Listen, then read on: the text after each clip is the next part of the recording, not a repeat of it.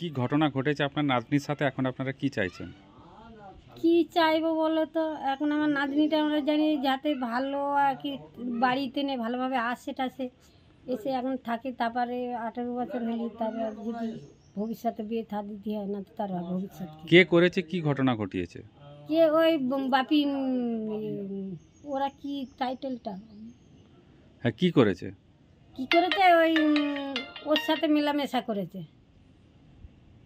কিভাবে, মানে কেন করেছে? কেন ওই যেত, ওই মোবাইল ঘাঁটতে করতো, ওদের বাড়ি কেউ থাকতো না, পেছন দিক দিয়ে এসে নাকি ওর বুকি হাত দিয়েছে দিয়েছে, এরম করতে করতে ও বলতো এই এরম করতো, আমি আর তোমার দিদির কাছে বলে দেবো বলে আমার দিদি জানে, আমার দিদি জানলেও কিছু বলবে না, এই কথাই বলতো। কোনো ছবি তুলে রেখেছিল দিয়ে ভয় দেখাতো? হ্যাঁ হ্যাঁ হ্যাঁ। কি করেছে, কি ছবি?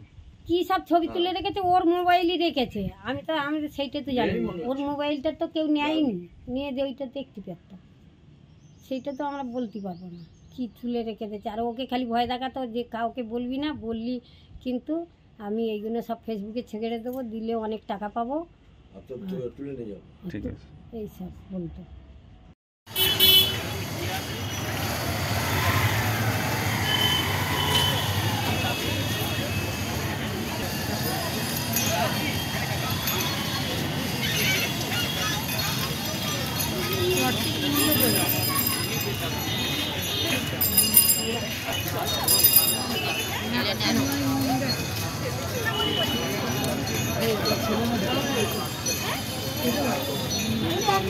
ঘটনা ঘটেছে আপনার নাতনির সাথে?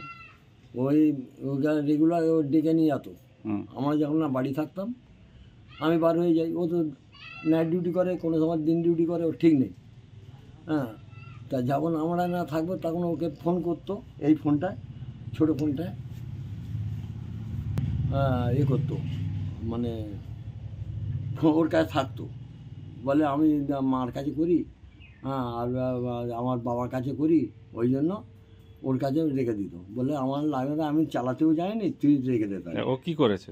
হ্যাঁ, তারপর ডেকে নিয়ে গিয়ে কি করেছে? ডেকে নিয়ে কাপড়, বলে কাপড় গেঞ্জি খুলে জামা খুলে ফেলে দেবে, প্যান্ট খুলে ফেলে দেবে, দিয়ে জোর করে মুখ চেপে ধরে খারাপ কাজ করে। এটা কি প্রায় করতো? প্রায় বলতে বলে 5-6 বার করেই।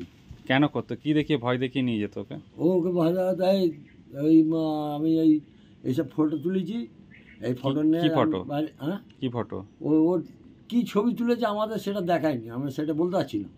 হুম, এবারে বলছে, বলে কি এইগুলো আমি বাইরে দিলে আমি অনেক টাকা পাবো, হ্যাঁ, বাজে বাজে ফটো দিলে অনেক টাকা পাবো, নালি এক্ষুনি তোরে তুলে নিয়ে চলে যাবে, এই কথা বলে ওর ভয় দেখাতো। আর যখন ঘরে ঢুকতো দরজা বন্ধ করে দিত। পরশু দিন যখন এই জিনিসটা হয়েছে, তার আগের দিন, তখন বলছে আমার এরকম গেটটা এরকম, তুমি ধরো, এরকম গেটটা এরকম ধরেছে আমার কাছে ফোন।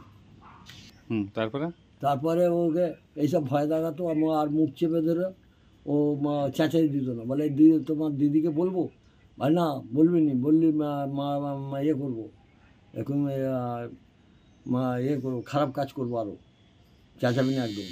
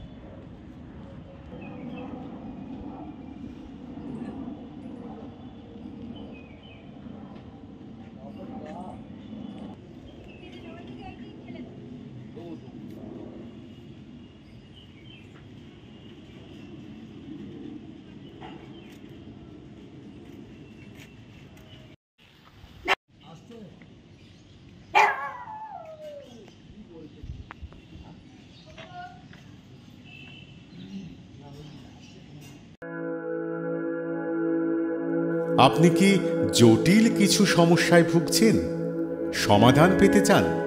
যোগাযোগ করুন প্রখ্যাত জ্যোতিষ ও তান্ত্রিক মনসারাম ভট্টাচার্যের কন্যা মনসা কন্যার সাথে।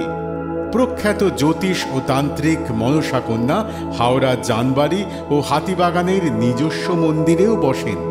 যোগাযোগ 9830106967 আর 9239655323।